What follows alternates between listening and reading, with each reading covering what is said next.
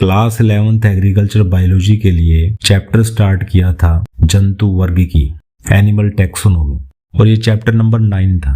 एक लेक्चर मैंने इस पर डाल रखा है और उस वीडियो में हमने बाइनोमियल नोमेनक्लेचर को कंप्लीट कर लिया था। उसी को कंटिन्यू करते हुए आज का जो टॉपिक रहेगा वो है बेसिस ऑफ क्लासिफिकेशन, वर्गीकरण के आधार। हम एनिमल टैक्सोनॉमी पढ़ रहे हैं, जानवरों को बांटकर उनकी स्टडी कैसे करते हैं वो सीख रहे हैं। उसी कड़ी में आज अपने सीखने वाले हैं कि वो कौन कौन से बेसिस हैं, वो कौन कौन से पैरामीटर हैं जिनको आधार मानकर हमने जानवरों को बांट रखा है। तो यहाँ टोटल 8 की पॉइंट्स डाल रखे हैं जिनकी डिटेलिंग अपने करेंगे। ये वो पॉइंट्स हैं, ये वो पैरामीटर हैं जिनके बेस पर अपने जानवरों को बांटकर उनकी स्टडी करते हैं। पहला है नंबर ऑफ सेल्स, कोशिकाओं की संख्या। दूसरा है लेवल ऑफ ऑर्गेनाइजेशन, शरीर संगठन स्तर। थर्ड है सिमेट्री, सम्मिति। फोर्थ है जर्म लेयर्स, जनन स्तर। पांचवा है सीलम, देह गुहा। छठा है सेगमेंटेशन, खंडी भवन। सातवां है origin of embryonic mouth and anus, भ्रूणीय मुख एवं गुदा की उत्पत्ति। और लास्ट है नोटोकॉर्ड, पृष्ठरज्जु।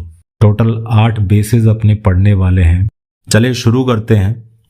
पहला बेस है नंबर ऑफ सेल्स। हमने जानवरों को उनकी कोशिकाओं की संख्या के आधार पर बांट रखा है और 2 ग्रुप बना रखे हैं। एक है प्रोटोजोआ, दूसरा मेटाजोआ, जिनके शरीर में सिर्फ एक सिंगल सेल होती है, उन्हें प्रोटोजोआ में रखा गया है। और जिनका शरीर, जिनकी बॉडी एक से ज्यादा सेल से मिलकर बनी होती है, उन्हें मेटाजोआ बोला जाता है। अपने आते हैं मेटाजोआ में। अमीबा, पैरामीशियम जैसी छोटी चीजें हैं वो प्रोटोजोआ में आती है। दूसरा बेस है लेवल ऑफ ऑर्गेनाइजेशन, शरीर संगठन स्तर। इसके मायने ये निकलते हैं कि शरीर में कोशिकाएं हैं या कोशिकाओं से बढ़कर उनमें टिश्यू है, और या टिश्यू से बढ़कर उनमें ऑर्गन सिस्टम है। इस बेस पर अपनों 4 कैटेगरी बना रखी। सबसे पहले प्रोटोप्लाज्मिक लेवल लिखा हुआ है, जीव द्रव्य स्तर। इसका मतलब ये है कि शरीर में सिर्फ एक ही कोशिका है और इस एक कोशिका में साइटोप्लाज्म, जीव द्रव्य, कोशिका द्रव्य भरा हुआ है। उसी एक सेल में सारे काम हो रहे हैं। इस वजह से उनमें श्रम विभाजन, लेबर डिवीजन नहीं पाया जाता। अब एक ही कोशिका, तो एक कोशिका में सारे काम हो जाते हैं, तो अपने कहेंगे काम का बंटवारा नहीं है। और इसमें आते हैं प्रोटोजोआ के मेंबर जो ऊपर लिखा हुआ था, क्योंकि इनमें एक सिंगल सेल थी।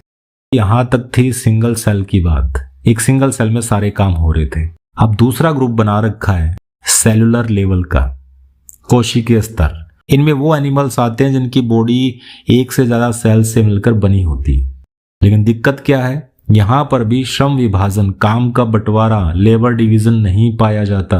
और ऐसा क्यों है? क्योंकि सारी की सारी सेल्स एक जैसी हैं, उनकी कोई ग्रुपिंग नहीं हुई है, टिश्यू नहीं बने हैं। वो सारी की सारी सेल्स सारे के सारे काम करती हैं। और इसमें एग्जाम्पल लिखा है पोरीफेरा। ये जो नाम आ रहे हैं बार बार, पोरीफेरा, सिलेंट्रेटा, आगे प्लैटीहेल्मिन्थीज है, इकाइनोडर्मेटा है, ये सारे अपने डिटेल से करने वाले हैं। तो चिंता वाली बात नहीं है कि ये क्या चीज है, क्या हवा है, पैनिक होने की जरूरत नहीं है। थर्ड ग्रुप बना रखा है टिश्यू लेवल का। इसमें वो जानवर रखे गए हैं जिनमें सिमिलर सेल्स, स्ट्रक्चर और फंक्शन में सेम दिखाई देने वाली सेल्स ग्रुपिंग करना स्टार्ट कर चुकी हैं। और इन ग्रुप ऑफ सेल्स को कहते हैं टिश्यू, उत्तक। और उत्तक बन गए, टिश्यू बन गए, ग्रुप ऑफ सेल्स बन गए, तो श्रम विभाजन विकसित हो गया है। लेबर डिवीजन, काम का बंटवारा देखने को मिलता है। इसका मतलब एक ग्रुप ऑफ सेल्स है जो बॉडी की वॉल तैयार करेगा। एक ग्रुप ऑफ सेल्स, एक टिश्यू ऐसा है जो डिफेंस मैकेनिज्म का काम करता है, सुरक्षा का काम करता है, शिकार पकड़ने का काम करता है। एग्जाम्पल इसमें लिखा हुआ है सिलेंट्रेटा। मैं फिर से कह रहा हूं, ये जो नाम आ रहे हैं इनकी डिटेलिंग अपने आगे करेंगे। लास्ट इसमें ग्रुप बना रखा है ऑर्गन सिस्टम लेवल का, अंग तंत्र स्तर। टिश्यू ने मिलकर ऑर्गन तैयार कर लिए और ऑर्गन मिलकर अब तंत्र बना चुके हैं, सिस्टम बना चुके हैं पूरा।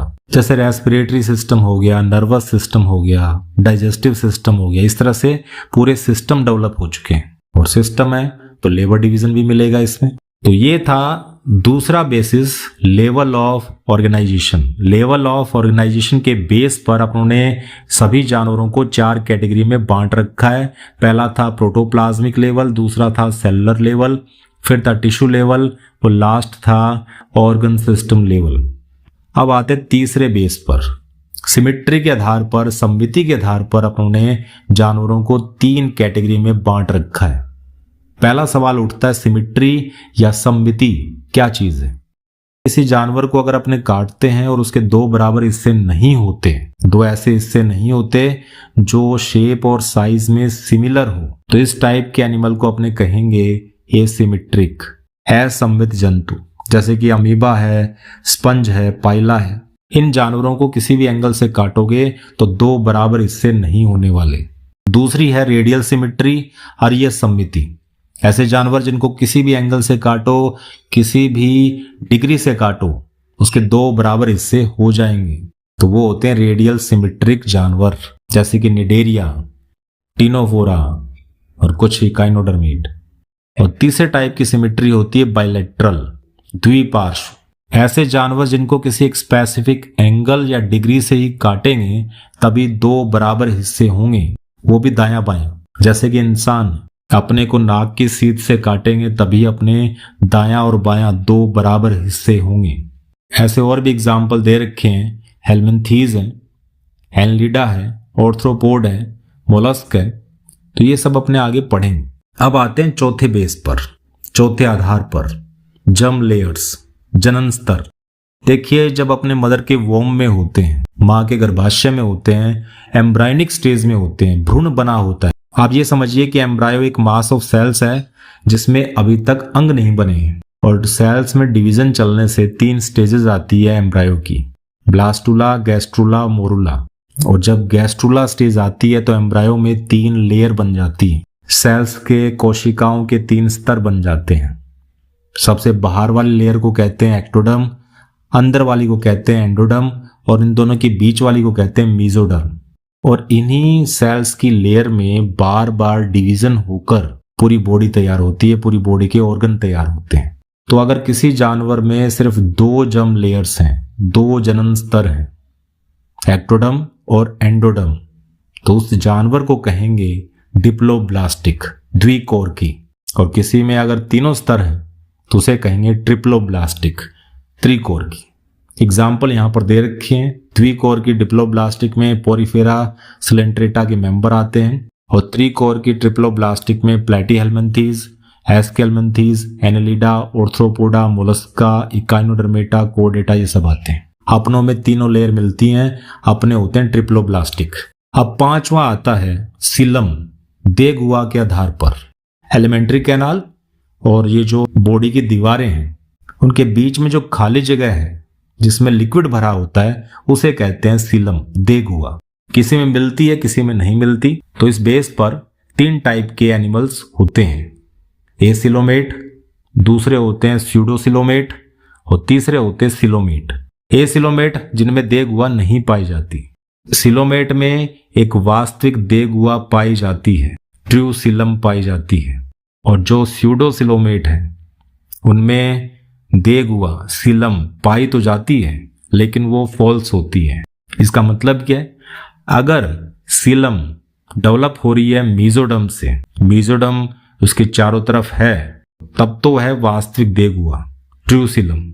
अगर ऐसी सीलम जो मीजोडर्म से डेवलप नहीं हुई है, मीजोडर्म उसके चारों तरफ नहीं, इस टाइप के देगुआ को अपने छद्म देगुआ या फॉल्स सीलम कहते हैं, स्यूडोसीलम कहते हैं। और ऐसे एनिमल्स को कहेंगे स्यूडोसिलोमेट।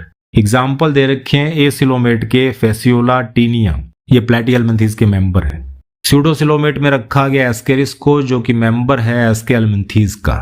और उसके बाद आता है सिलोमेट, जिसमें ट्रू सिलम पाई जाती है। वो एनिमल आते हैं जो एनलिडा से कोडेटा तक काउंट किए जाते हैं। अपने भी सिलोमेट में आते हैं, अपने में ट्रू सिलम पाई जाती है। अब छठा बेस है क्लासिफिकेशन का, वो है सेगमेंटेशन, खंडीभवन। इसका मतलब ये है कि उन जानवरों का शरीर छोटे छोटे खंडों से मिलकर बना होता है, सेगमेंट्स पाए जाते हैं बॉडी में। और इसी बेस पर 2 टाइप के जानवर होते हैं। एक तो सुपरफिशियल सेगमेंटेशन वाले और एक होते हैं मेटामेरिक सेगमेंटेशन वाले।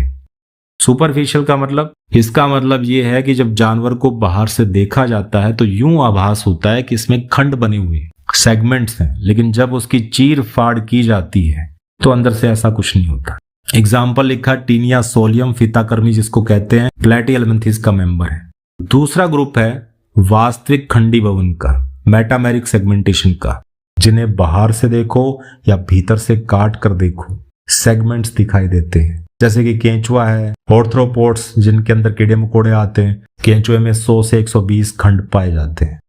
अब सातवां बेस है origin of embryonic mouth and anus, भ्रूणीय मुख एवं गुदा की उत्पत्ति के आधार पर। यह अपनी जो एलिमेंट्री कैनाल है उसकी दो ओपनिंग है, एक माउथ एक एनस। माउथ से अपने खाना अंदर डालते हैं और एनस से बाहर निकाल देते हैं। तो ये दो एंड पोर्शंस हो गए, दो ओपनिंग्स हो गई। तो इसी को ध्यान में रखते हुए दो टाइप के एनिमल्स की कैटेगरी तैयार की गई है। एक में रखेंगे प्रोटोस्टोम्स, दूसरे में रखेंगे ड्यूटेरोस्टोम्स। प्रोटोस्टोम्स का मतलब है ऐसे एनिमल्स जब वो डेवलप होते हैं तो सबसे पहले माउथ बनता है और एनस बाद में विकसित होता है, जैसे कि एनलिडा, ऑर्थ्रोपोडा, मोलस्का। अब आते हैं ड्यूटेरोस्टोम्स पर। इन जानवरों में अपने और इकाइनोडर्मेटा के मेंबर आते हैं। इनमें क्या होगा, एनस पहले बनेगा, माउथ बाद में डेवलप होता है।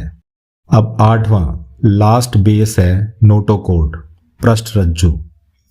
मोटी भाषा में बात करें तो जिनमें रीढ़ की हड्डी पाई जाती है उनको कोडेटा में रखा जाता है, जिनमें रीढ़ की हड्डी नहीं पाई जाती उन्हें नॉन कोडेटा में रखा गया। अब नोटोकोड के बारे में डिटेल से अपने आगे पढ़ने वाले हैं। तो उम्मीद करता हूं ये सेशन आपको समझ में आया होगा। कोई क्वेरी हो तो आप पूछ सकते हैं। अगले वीडियो में अपने एनिमल किंगडम को स्टार्ट करने वाले हैं। तो तब तक के लिए बने रहिए, टिके रहिए एंड इनहेल बायोलॉजी।